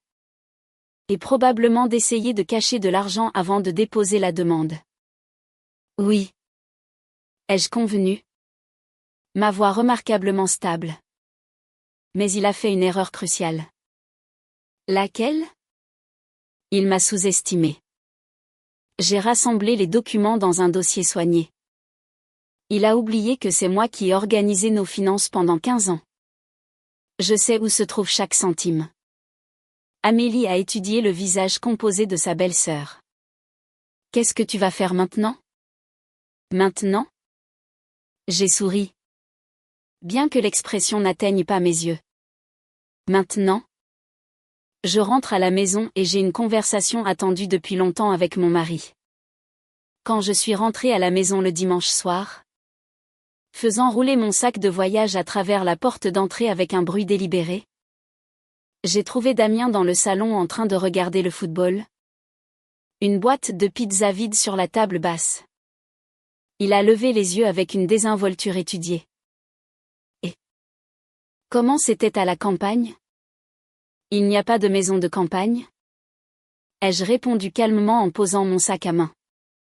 Amélie n'a pas de maison de campagne. Elle n'en a jamais eu. L'expression de Damien a vacillé. Quoi? Alors où étais-tu? Chez Amélie. Dans son appartement. En train de te regarder? Toi et ta petite amie. Vous disputez à propos de ses cheveux abîmés grâce à la caméra de sécurité de ma salle de bain. La couleur a quitté le visage de Damien si rapidement que, dans d'autres circonstances, j'aurais pu m'inquiéter pour sa santé. Il a ouvert la bouche. La refermée. Puis la rouverte. Aucun mot n'est sorti. Ne prends même pas la peine de nier? Ai-je continué de la même voix calme, m'asseyant dans le fauteuil en face de lui. J'ai des heures d'enregistrement. Un visionnage très instructif. J'ai particulièrement apprécié le passage où Mélanie mentionne que tu prévoyais de divorcer de moi. Chloé. Je peux tout expliquer. Vraiment? Peux-tu m'expliquer pourquoi tu amènes une autre femme dans notre maison depuis des mois? Pourquoi tu lui as donné une clé de notre appartement? Pourquoi tu la laisses utiliser mes affaires? Dormir dans mon lit? Se doucher dans ma salle de bain? Damien s'est passé une main sur la tête? Un geste nerveux que j'avais vu d'innombrables fois pendant notre mariage. Ça ne devait pas se passer comme ça. Je n'ai jamais voulu te faire de mal. Et pourtant, nous en sommes là. J'ai croisé les jambes, lissant ma jupe avec des mains stables. Voici ce qui va se passer maintenant. Damien. J'ai compilé un dossier complet de nos finances, y compris tes tentatives pathétiques de cacher de l'argent sur ce nouveau compte courant. J'ai documenté chaque note d'hôtel, chaque soirée tardive au bureau, et chaque visite que Mélanie a faite à notre domicile. J'ai sauvegardé toutes les séquences de la caméra de sécurité sur un compte cloud auquel seul moi ai accès. L'expression de Damien est passée du choc à la lassitude. Qu'est-ce que tu veux dire? Je veux dire que demain matin, j'appellerai Robert Fournier. Tu te souviens de lui? Mon ami de fac qui est devenu avocat spécialisé en divorce. Nous allons avoir une conversation très intéressante sur les biens matrimoniaux et les preuves d'infidélité. Et ensuite, je vais demander le divorce. Attends. Chloé. S'il te plaît. On peut arranger ça. Damien s'est penché en avant, le désespoir s'insinuant dans sa voix. C'était une erreur. Mélanie ne signifie rien pour moi. C'était juste. Juste quoi? Une crise de la quarantaine? Ça a de l'importance? Ma contenance s'est finalement fissurée. La douleur traversant mon visage. Tu l'as amenée dans notre maison? Damien. Tu l'as laissé utiliser mes affaires. Tu as ri avec elle du fait que j'étais trop stupide pour le remarquer. Tu as prévu de me quitter tout en faisant semblant que tout allait bien. Quel genre de personne fait ça? Damien n'avait pas de réponse. Ses épaules s'affaissant de défaite. J'ai déjà préparé certaines de tes affaires. Ai-je continué? Mon ton professionnel revenant. Tu vas rester à l'hôtel ce soir. Je m'attends à ce que tu sois parti quand je me réveillerai demain. Mon avocat te contactera pour organiser la récupération du reste de tes affaires. Tu me jettes dehors comme ça? La voix de Damien s'est élevée. Incrédule. Après 15 ans? Non. Damien. C'est toi qui nous as jetés comme ça. Au moment où tu as donné une clé de notre maison à une autre femme. Je me suis levée, signalant la fin de la conversation. Au fait, tu devrais peut-être dire à Mélanie que la perte de cheveux va probablement s'aggraver avant de s'améliorer. La crème dépilatoire que j'ai mélangée dans le shampoing peut continuer à agir pendant plusieurs jours. Certains effets pourraient être permanents. La mâchoire de Damien est tombée. Tu as fait ça à ses cheveux exprès? Considère ça comme une justice poétique. Elle aimait tellement mon shampoing que je lui ai simplement préparé un mélange spécial. J'ai pris mon sac à main et je me suis dirigée vers la chambre. Ta valise est près de la porte d'entrée. Je te suggère de l'utiliser. Cette nuit-là, j'ai dormi seule dans le grand lit que j'avais partagé avec Damien pendant 15 ans. Au lieu du vide que je m'attendais à ressentir, un étrange sentiment de paix s'est installé en moi. Le pire était arrivé. Mon mariage était terminé. Ma confiance brisée. Et pourtant, j'avais survécu. Non seulement survécu, mais j'avais repris mon pouvoir dans une situation où on m'avait fait me sentir impuissante. Alors que je sombrais dans le sommeil, mon téléphone a sonné avec un texto d'Amélie. Comment ça s'est passé? Tu vas bien? J'ai tapé en retour. Il est parti. Je vais mieux que bien. Je suis libre. Et pour la première fois depuis des mois, j'ai dormi profondément et sans rêve. Libéré des soupçons, du doute et du poids des mensonges. Quoi qu'il arrive ensuite, ce serait entièrement mon choix. 1 an plus tard, j'étais dans la cuisine lumineuse et aérée de ma nouvelle pâtisserie. Douce renaissance. En train de pocher délicatement des rosettes sur un gâteau de mariage à 3 étages. Le soleil matinal filtrait à travers les grandes vitrines, jetant une lueur dorée sur les surfaces de travail immaculées. L'odeur de vanille et de viennoiserie fraîchement cuite remplissait l'air, se mêlant à l'arôme riche du café provenant du petit espace café à l'avant de la boutique. Cet endroit. Mon endroit. me semblait encore parfois un rêve. Après la finalisation du divorce 6 mois plus tôt, j'avais utilisé ma part de la vente de notre appartement pour faire 2 investissements, un charmant appartement de 2 pièces dans le quartier plus calme de mon plaisir, et cette pâtisserie, qui avait rapidement acquis la réputation d'avoir les meilleurs gâteaux sur mesure et pâtisseries fines à des kilomètres à la ronde. C'est magnifique, a dit Manon, l'assistante de 23 ans que j'avais embauchée 3 mois auparavant, lorsque l'entreprise était devenue trop chargée pour que je la gère seule. Madame Dubois va adorer. J'ai reculé pour examiner mon travail, ajustant mes lunettes tout en scrutant les délicates fleurs en sucre qui ornaient les étages du gâteau. Je pense qu'il faut un peu plus de paillettes sur ces pétales, ai-je murmuré, attrapant la poussière de nacre comestible. La cloche au-dessus de la porte de la boutique a sonné, et Manon a regardé sa montre. C'est étrange. Nous n'ouvrons que dans 30 minutes. C'est probablement Amélie, ai-je répondu sans lever les yeux de mon travail. Elle a dit qu'elle pourrait passer ce matin. Mais ce n'était pas Amélie qui est apparue dans l'encadrement de la porte de la cuisine un instant plus tard. C'était Mélanie Dubois. Mes mains se sont figées en plein mouvement, la poche à douille suspendue au-dessus du gâteau alors que je fixais la femme qui avait autrefois utilisé mon shampoing, dormi dans mon lit et contribué à la fin de mon mariage. Mélanie était nettement différente du mannequin stupéfiant des enregistrements de sécurité.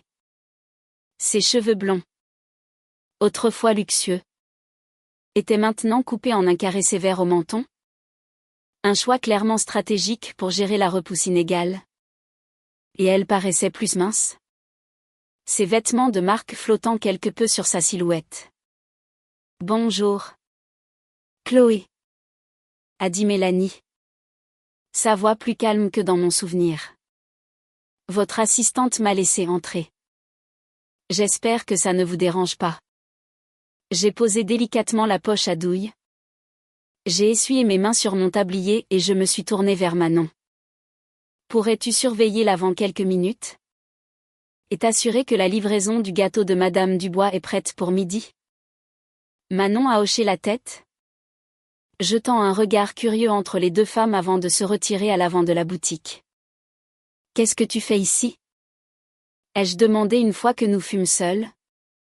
Mon ton ni hostile ni accueillant. Simplement direct. Mélanie s'est agitée, mal à l'aise, rentrant une mèche de ses cheveux raccourcis derrière son oreille. Je voulais vous voir en personne. Pour m'excuser. T'excuser? Ai-je répété d'un ton plat. Ça fait 1 an. Je sais. Le regard de Mélanie est tombé au sol. Il m'a fallu beaucoup de temps pour trouver le courage. Et pour comprendre pleinement ce que j'avais fait. Je me suis appuyée contre le comptoir, croisant les bras. Et qu'est-ce que tu penses avoir fait exactement? Mélanie? J'ai détruit un mariage. J'ai manqué de respect à votre maison, à votre intimité. J'ai été égoïste et cruelle. Mélanie a levé les yeux, rencontrant directement les miens. Il n'y a aucune excuse pour mon comportement. Mais je veux que vous sachiez que je suis en thérapie depuis 8 mois. Essayant de comprendre pourquoi j'ai fait ce que j'ai fait. Pourquoi j'ai été capable de blesser quelqu'un que je ne connaissais même pas. J'ai étudié la femme en face de moi, cherchant des signes de fausseté ou de manipulation. Mais je n'en ai trouvé aucun. Il y avait une crudité chez Mélanie maintenant.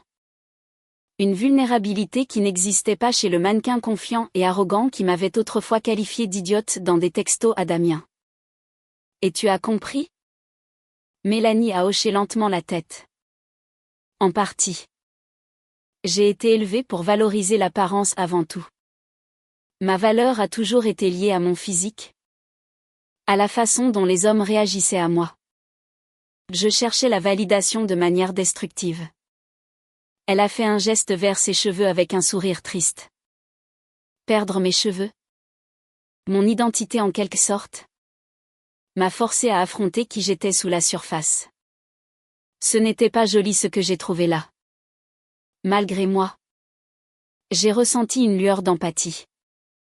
Je me suis souvenu de la dévastation dans la voix de Mélanie quand elle avait réalisé que sa carrière de mannequin était en péril. À l'époque, cela m'avait semblé être justice.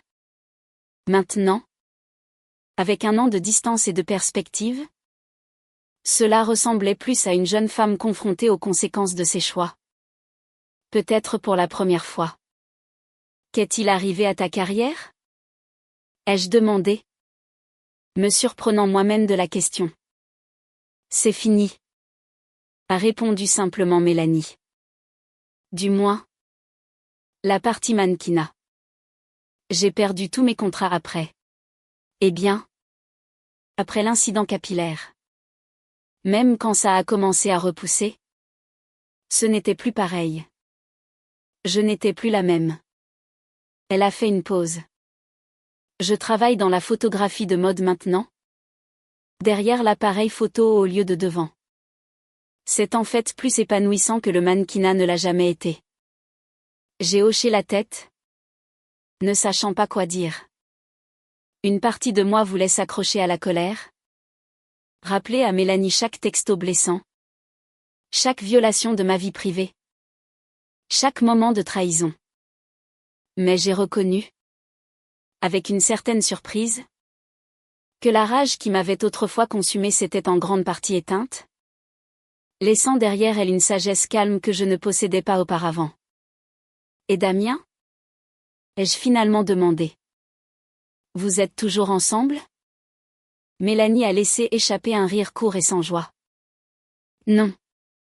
Ça s'est terminé environ 2 semaines après que vous l'ayez mis à la porte. Quand j'ai réalisé qu'il s'attendait à ce que je m'occupe de lui émotionnellement pendant qu'il traversait le divorce. Il était. Elle a cherché les mots. Plus faible que je ne le pensais.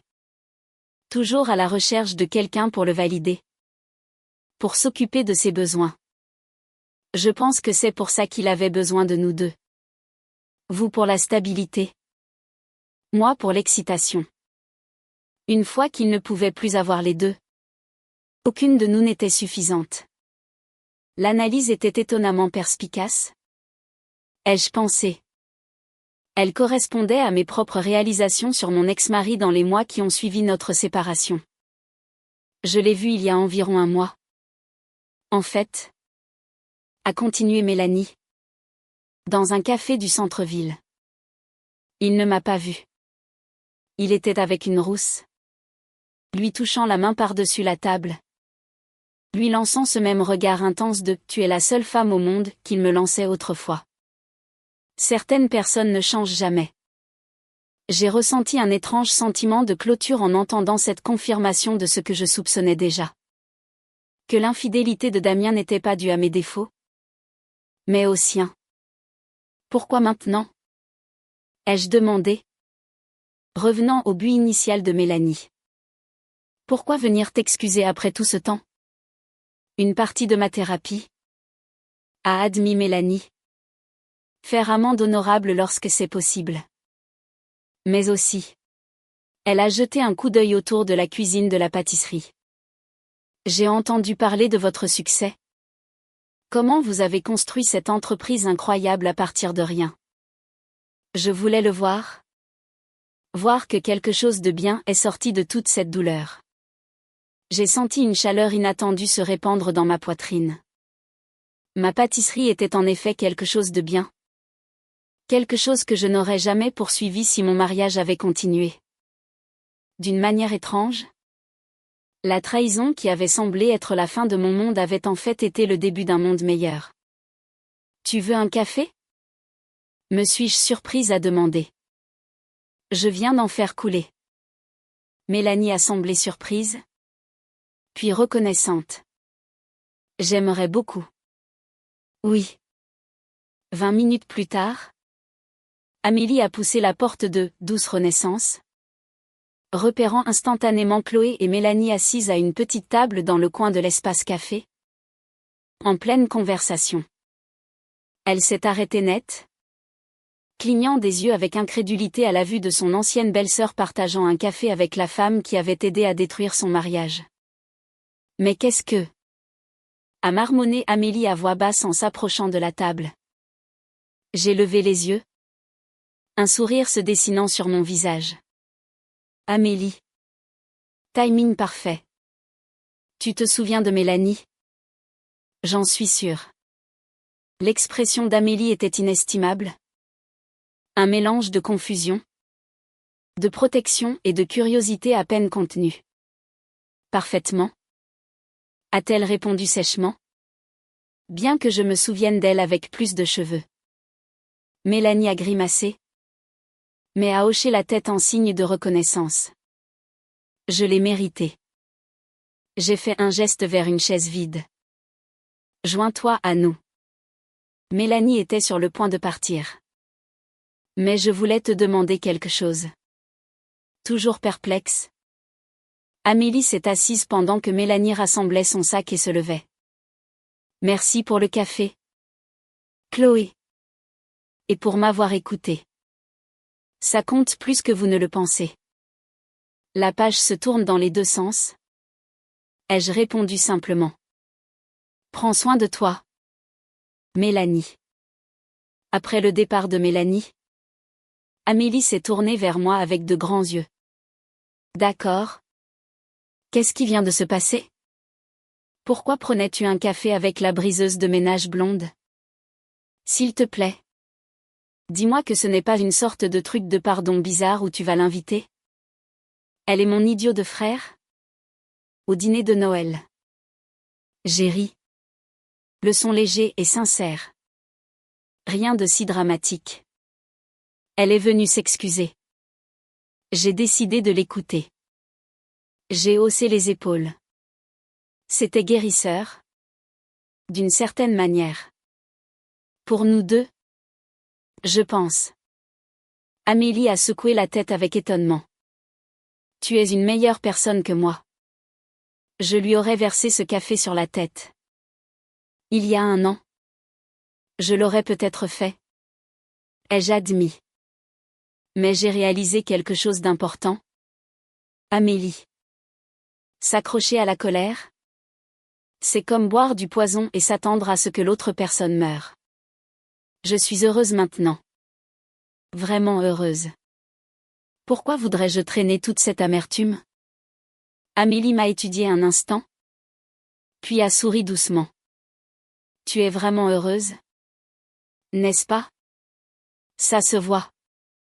Tu rayonnes d'une manière que tu ne faisais jamais quand tu étais avec Damien. Je le suis. Ai-je confirmé? Regardant ma pâtisserie avec fierté. Ce qui m'amène à ce que je voulais te demander. Tu te souviens que tu as mentionné que la collecte de fonds de ton école avait besoin d'un gâteau pour leur vente aux enchères silencieuses? Ne me dis pas que tu proposes d'en faire un. Chloé. Ceux-là se vendent généralement pour au moins 500 €. Et avec tes prix maintenant. Je veux en faire don. Ai-je dit fermement. Quelque chose de spectaculaire qui rapportera beaucoup d'argent pour les enfants. Peut-être un gâteau en forme de livre de contes en 3 dimensions. Je voulais essayer cette technique. Les yeux d'Amélie se sont remplis de larmes. Toi.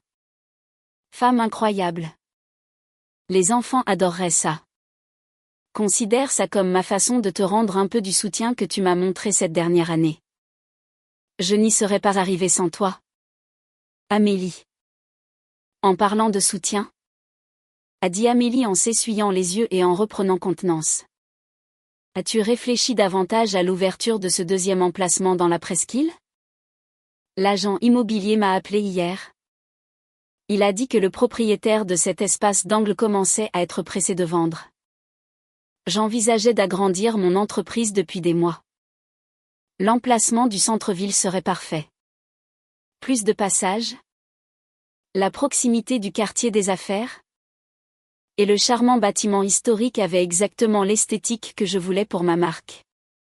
J'ai rendez-vous avec la banque demain. Ai-je admis. Le prêt devrait être approuvé d'ici la semaine prochaine. Et ensuite, j'ai écarté les mains dans un geste d'anticipation excitée. Douce Renaissance va conquérir le monde? A terminé Amélie pour moi en souriant. Ou du moins la métropole lyonnaise. Plus tard ce soir-là, après avoir fermé la boutique et terminé les derniers préparatifs pour les commandes du lendemain matin, je suis rentrée chez moi dans mon petit appartement. Le logement m'a accueilli avec une lumière chaude qui filtrait par les fenêtres. J'avais installé un éclairage intelligent qui s'allumait automatiquement au coucher du soleil, m'assurant de ne jamais rentrer dans l'obscurité. En déverrouillant la porte d'entrée, l'odeur familière de mon chez-moi m'a enveloppée. Cannelle et vanille qui semblaient imprégner l'air en permanence, grâce à mes expériences de pâtisserie constantes. L'appartement n'était pas grand ou luxueux comme celui que j'avais partagé avec Damien. Mais il était entièrement à moi. Décoré dans des couleurs et des styles qui reflétaient ma personnalité plutôt que des compromis faits pour accommoder les goûts de quelqu'un d'autre. J'ai enlevé mes chaussures et je suis allée dans la cuisine où je me suis servi un verre de vin et l'ai emporté sur le petit balcon. La soirée était douce. Le petit jardin de balcon que j'avais planté au printemps était maintenant luxuriant de fleurs et d'herbes aromatiques.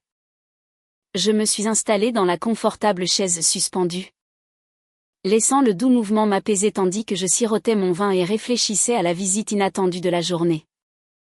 Revoir Mélanie avait ravivé de vieux souvenirs, mais pas de la manière douloureuse à laquelle je m'attendais. Au lieu de cela, la rencontre avait renforcé à quel point j'avais parcouru du chemin depuis la découverte de la trahison de Damien. À quel point j'étais devenue plus forte, plus confiante et plus authentiquement moi-même. La vengeance du shampoing, comme l'avait surnommée Amélie, n'avait pas seulement consisté à punir Mélanie pour son rôle dans l'affaire.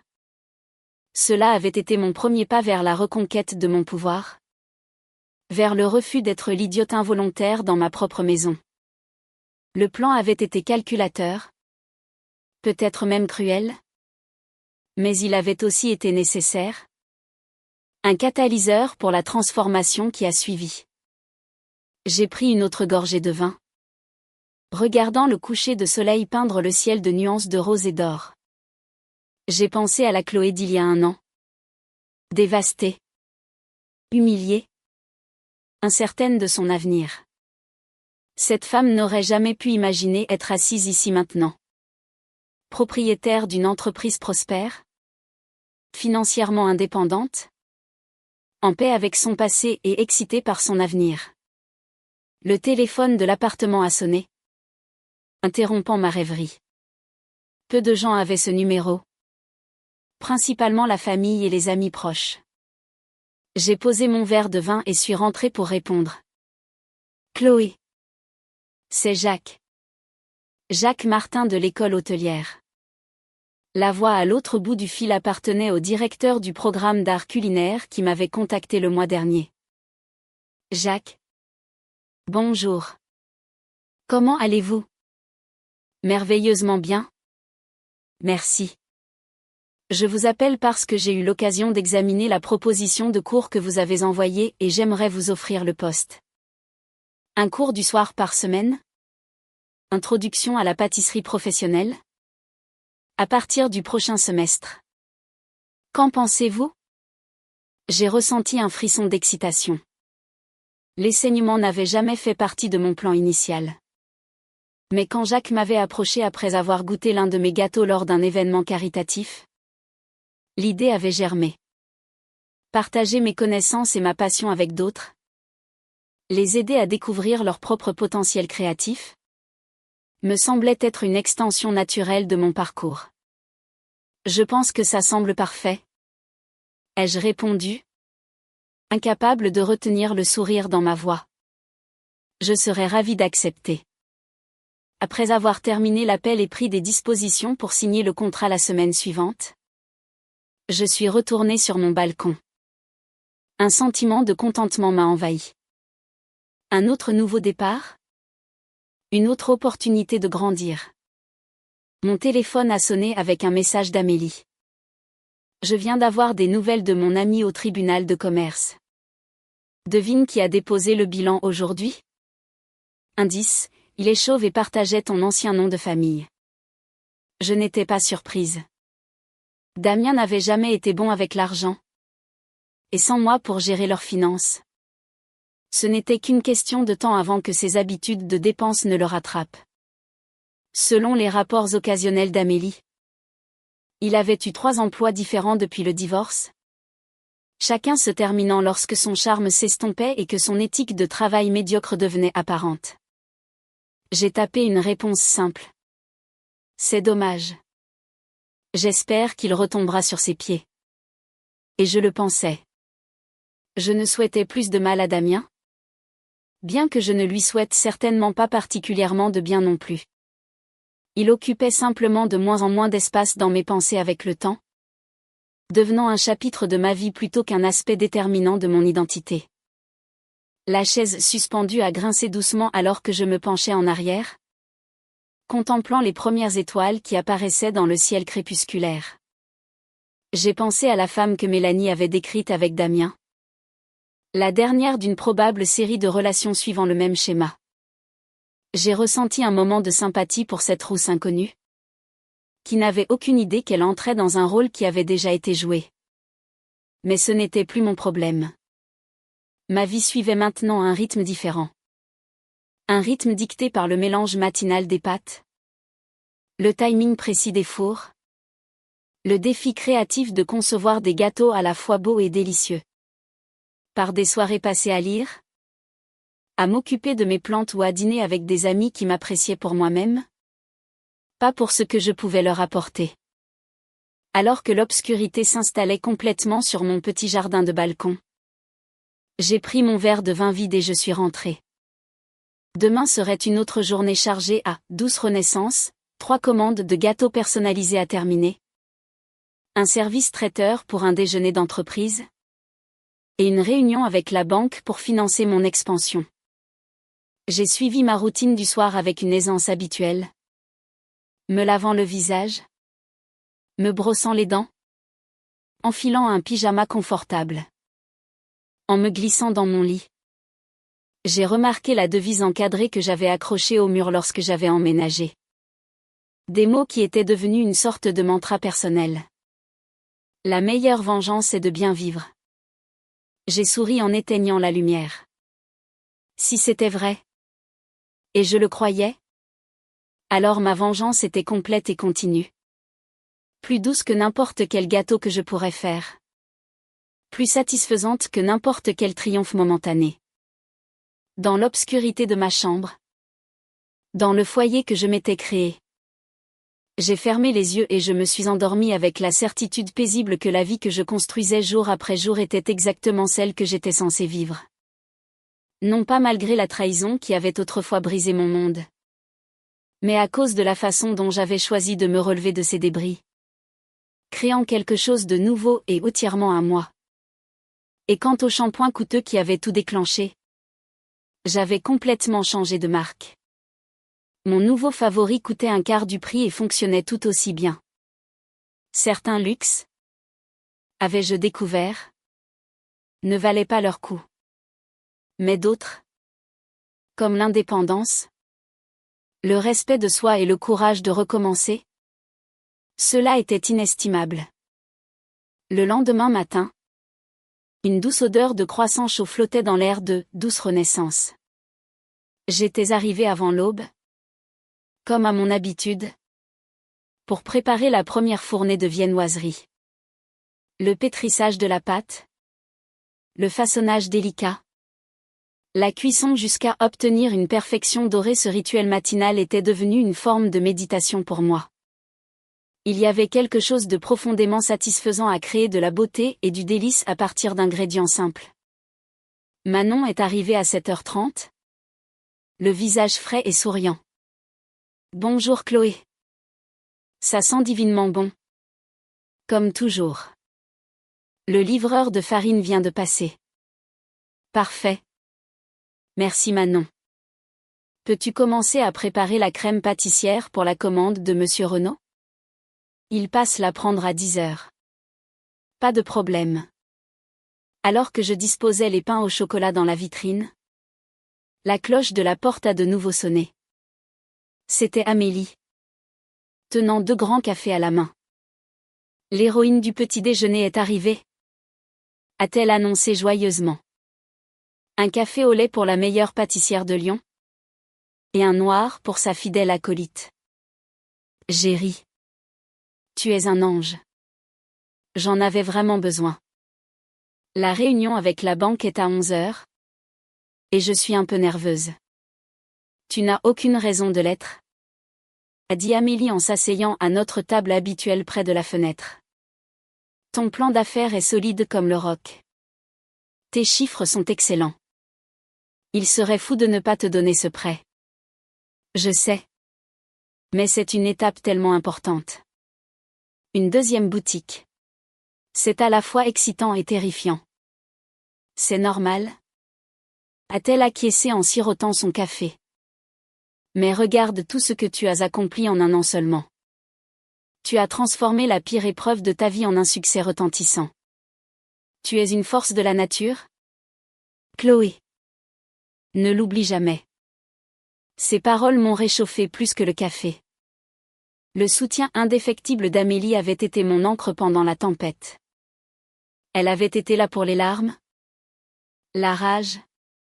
Et maintenant? Pour les triomphes. Nous avons bavardé pendant une vingtaine de minutes, parlant de l'école d'Amélie, de mes projets pour la nouvelle boutique, et du dernier rendez-vous désastreux d'Amélie. Une source inépuisable d'histoires hilarantes. Alors qu'elle se levait pour partir, son expression est devenue sérieuse. Au fait, j'ai croisé Damien hier, a-t-elle dit à voix basse pour que Manon n'entende pas. J'ai senti une légère tension dans mes épaules. Une réaction instinctive. Ah oui. Où ça? Près de la place Bellecour. Il n'avait pas l'air bien. Il a perdu du poids. Et il avait l'air épuisé. C'est ce qui arrive quand on n'a plus personne pour gérer sa vie et ses finances. Ai-je répondu? Peut-être avec un peu plus de mordant que je ne l'aurais voulu. Amélie a posé une main sur mon bras. Je ne te le dis pas pour que tu aies pitié de lui. Juste. Pour que tu saches. Pour que tu vois la différence entre sa trajectoire et la tienne. Il s'effondre. Et toi? Tu construis un empire. C'est la preuve ultime que tu as gagné. J'ai hoché la tête, reconnaissante pour sa perspective. Merci. Amélie. La réunion à la banque s'est déroulée exactement comme Amélie l'avait prédit. Le conseiller, un homme d'une cinquantaine d'années nommé Monsieur Durand, a été impressionné par mon dossier. Il a posé des questions pointues, a examiné mes projections financières, et a finalement hoché la tête avec un sourire approbateur. Madame Lambert, votre entreprise est exactement le genre de projet local que nous aimons soutenir. C'est bien géré, rentable, et avec un potentiel de croissance évident. Il a tendu la main par-dessus son bureau. Félicitations. Votre prêt est approuvé. En sortant de la banque, le soleil de Lyon me semblait plus brillant que jamais. J'ai marché le long des quais du Rhône. Un sentiment de joie pure et d'accomplissement m'envahissant. J'ai sorti mon téléphone et j'ai envoyé un texto à Amélie, l'Empire Douce Renaissance s'étend. Prépare-toi à une inauguration en grande pompe. La réponse est venue une seconde plus tard, je le savais. Champagne ce soir pour fêter ça. J'ai passé le reste de l'après-midi à travailler sur un nouveau concept de gâteau à entremets au chocolat noir et à la framboise avec un cœur coulant aux fruits de la passion. La créativité coulait en moi. Libre et sans entrave. J'étais tellement absorbée que j'ai sursauté quand la cloche de la porte a sonné, me tirant de ma concentration. Je suis sortie de la cuisine, essuyant mes mains sur mon tablier, et je me suis figée. Damien se tenait au milieu de ma boutique, l'air déplacé et maladroit dans son costume froissé. C'était la première fois que je le voyais en personne depuis la nuit où je l'avais mis à la porte. Il y a plus d'un an. Amélie avait raison. Il avait l'air fatigué, les épaules voûtées. avec des cernes sombres sous les yeux qui n'étaient pas là avant. Chloé, a-t-il dit. Sa voix rauque. Damien. Qu'est-ce que tu fais ici? Mon ton était froid. Contrôlé. C'était mon espace. Mon sanctuaire. Sa présence le profanait. J'ai vu que tu avais ouvert cet endroit. Dans un magazine. Il a fait un geste vague autour de lui. C'est incroyable. Je suis fière de toi. Je n'ai pas besoin de ta fierté. Ai-je répliqué. Qu'est-ce que tu veux? Il a avalé difficilement. Son regard parcourant la boutique avant de revenir se poser sur moi.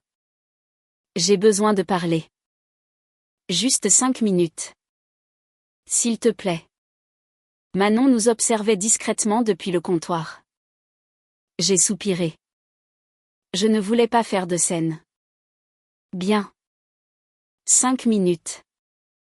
Je l'ai conduit à la petite table où j'avais pris le café avec Amélie le matin même. Et avec Mélanie la veille. La table des confrontations et des clôtures? Apparemment. Nous nous sommes assis en silence pendant un moment. Il semblait chercher ses mots. J'ai tout perdu? Chloé. A-t-il finalement commencé? Sa voix à peine un murmure. Mon travail. Mon appartement. Mon entreprise a fait faillite la semaine dernière. Je n'ai rien dit. J'ai attendu. J'ai été un idiot? A-t-il poursuivi, levant les yeux pour me regarder. Il y avait du désespoir dans son regard. Un imbécile arrogant et égoïste. J'avais tout. La meilleure femme du monde. Une vie parfaite. Et je l'ai jetée pour rien. Mélanie m'a quitté. Toutes les autres depuis. Ça ne dure jamais. Ce n'est pas réel. Et tu t'attends à quoi de ma part? Damien? De la sympathie? Non. Non. Bien sûr que non. Il a secoué la tête. Je sais que je ne mérite rien de toi. Mais je suis venu te demander pardon. Vraiment? Sincèrement. Pour tout le mal que je t'ai fait. Pour les mensonges. La trahison. J'étais perdue. Chloé. Et au lieu de me tourner vers toi, j'ai cherché une issue de secours facile. Et j'ai tout détruit. Ces mots, qui auraient pu me toucher un an plus tôt, sonnaient maintenant creux. C'étaient les excuses d'un homme au pied du mur? Pas celles d'un homme qui avait vraiment compris la profondeur de sa trahison. Il était désolé parce qu'il avait perdu. Pas parce qu'il m'avait blessé. Je te pardonne? Damien? Ai-je dit. Et j'ai été surprise de constater que je le pensais. Mais ce n'était pas le pardon qu'il espérait. Ce n'était pas une porte ouverte. Je te pardonne parce que je ne veux plus porter le poids de la colère. C'est un fardeau que je ne mérite pas. Mon pardon est pour moi. Pas pour toi. Il ne change rien entre nous. Une lueur d'espoir dans ses yeux s'est éteinte. Je vois. Il s'est frotté le visage. J'espérais peut-être. Que nous pourrions. Que nous pourrions quoi? Ai-je demandé? Ma voix devenant plus dure. Recommencer? Tu penses vraiment que tu peux revenir ici? Après tout ce que tu as fait? Et que je vais tout oublier? Tu as amené une autre femme dans notre lit. Damien. Tu as conspiré pour me quitter en me laissant le moins possible. Tu t'es moqué de moi avec elle. Il n'y a pas de retour en arrière possible après ça. Jamais. Il a baissé la tête? Vaincu. Tu as raison. Bien sûr que tu as raison. Il est resté silencieux un moment de plus. Puis il a sorti quelque chose de sa poche. C'était une petite boîte en velours. Mon cœur s'est serré. C'était la boîte de la bague de fiançailles qu'il m'avait offerte sur la colline de Fourvière. Je l'ai gardée, a-t-il dit. Je voulais te la rendre. Elle t'appartient. C'est une antiquité de famille. Elle devrait rester dans ta. Il s'est arrêté, réalisant son erreur. Elle est à toi. Tu peux la vendre. Tu en tireras un bon prix. J'imagine que tu en as besoin. J'ai regardé la boîte, puis son visage. Et pour la première fois, j'ai vu au-delà de l'homme qui m'avait trahi. J'ai vu un homme brisé, pathétique, essayant maladroitement de faire un geste de rédemption. Garde-la, Damien, ai-je dit doucement. Vends-la. Tu en as plus besoin que moi. Considère ça comme mon dernier acte de gestion de tes finances.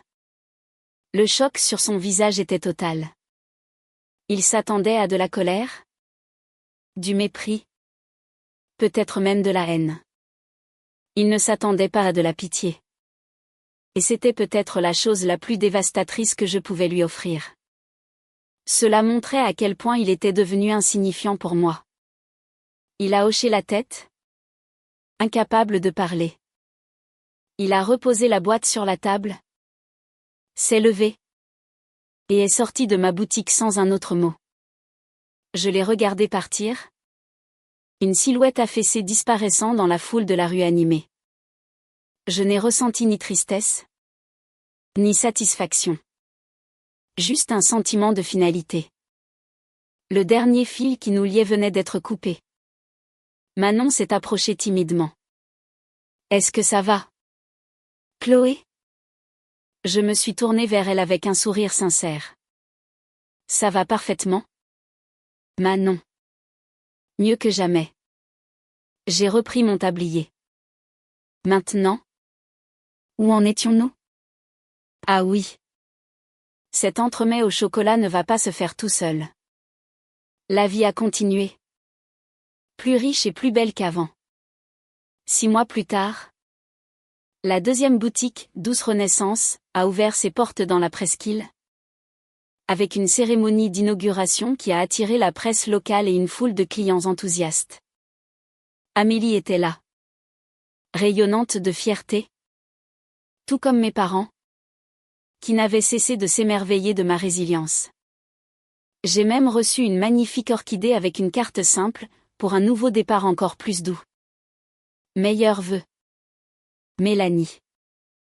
J'ai placé la fleur bien en vue sur le comptoir. Mes cours du soir à l'école hôtelière étaient un succès. J'ai découvert une passion pour l'enseignement, pour le partage de mon savoir-faire avec une nouvelle génération de pâtissiers en herbe. Voir l'étincelle dans leurs yeux lorsqu'ils réussissaient une technique difficile ou créaient leur premier gâteau parfait était une récompense en soi. Ma vie n'était pas un conte de fées. Il y avait des jours de fatigue extrême, des défis administratifs et des moments de solitude occasionnels.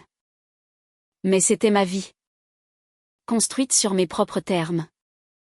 La solitude, ai-je découvert, était bien différente du sentiment de vide que j'avais ressenti dans les dernières années de mon mariage. C'était une solitude choisie.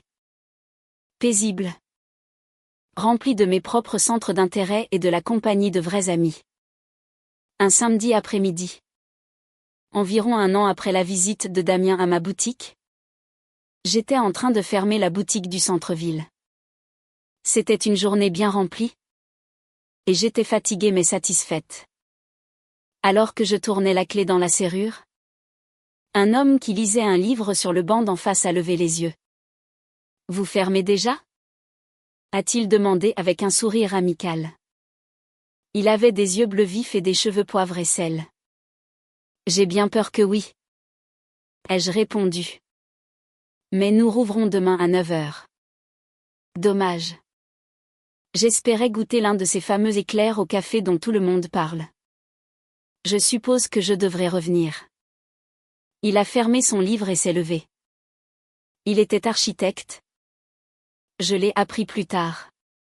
Il s'appelait Luc. Je m'appelle Luc. Au fait. Chloé. Ai-je dit en lui serrant la main. Sa prise était ferme et chaleureuse. Eh bien. Chloé. Peut-être que pour me faire pardonner de vous avoir tenu, je pourrais vous offrir un verre dans le café d'Aix en grave côté? J'ai hésité une fraction de seconde. Une vieille habitude de prudence. Puis j'ai souri. Une nouvelle sensation de légèreté et de possibilité s'est ouverte en moi. J'aimerais beaucoup. Ai-je dit. Nous avons parlé pendant 2 heures. De livres. D'architecture. De pâtisserie. De voyage. C'était facile. Naturel. Il n'y avait pas de jeu. Pas de prétention. Juste 2 personnes apprenant à se connaître. Quand il m'a raccompagné à ma voiture, il n'a pas essayé de m'embrasser. Il a simplement dit, j'ai passé un excellent moment. Chloé. J'aimerais beaucoup vous revoir. Moi aussi. Luc. Ai-je répondu. Et je le pensais. Ce soir-là. Assise sur mon balcon avec une tasse de tisane. J'ai repensé à tout le chemin parcouru. De la femme qui pleurait en silence sur un mariage brisé. À la femme qui planifiait une vengeance calculée. À la femme d'affaires prospère et indépendante qui venait d'accepter un rendez-vous avec un homme charmant. Chaque étape avait été nécessaire. Même la vengeance. Elle n'avait pas été une fin en soi. Mais un moyen. Un acte de rébellion qui m'avait permis de briser les chaînes de la victime et de reprendre le contrôle de mon propre récit. Je n'ai plus jamais entendu parler de Damien. Sauf par des bribes occasionnelles via Amélie. Il avait déménagé dans une autre ville. Occupant une série d'emplois modestes. Une ombre de l'homme ambitieux et confiant qu'il avait été. Il était devenu une note de bas de page dans l'histoire de ma vie. Un catalyseur involontaire de ma transformation. Ma vie n'était pas définie par sa trahison, mais par la façon dont j'avais choisi d'y répondre. J'avais pris la douleur, la colère et l'humiliation et je les avais transformées en quelque chose de beau, de délicieux et de durable. J'avais construit un empire non pas de briques et de mortier, mais de farine, de sucre et d'une volonté de faire. Le mystère du shampoing disparu m'avait ouvert les yeux sur un monde de mensonges. Mais il m'avait aussi, d'une manière détournée, guidé vers une vérité plus profonde sur moi-même, ma force, ma résilience et ma capacité à créer mon propre bonheur. En regardant les lumières de Lyon scintiller en dessous, les mêmes lumières que j'avais observées depuis la fenêtre de mon ancienne vie, je me sentais enfin complète. Non pas parce que quelqu'un d'autre m'avait réparé, mais parce que j'avais rassemblé mes propres morceaux et construit quelque chose de plus fort et de plus authentique. J'ai terminé ma tisane et suis rentrée à l'intérieur. Demain était un autre jour, rempli de la promesse de croissants frais, de nouveaux projets et peut-être, juste peut-être, d'un éclair au café partagé avec un architecte aux yeux bleus. Et pour la première fois depuis très longtemps, l'avenir était un espace ouvert, une page blanche attendant d'être écrite. Et j'étais la seule à tenir le stylo.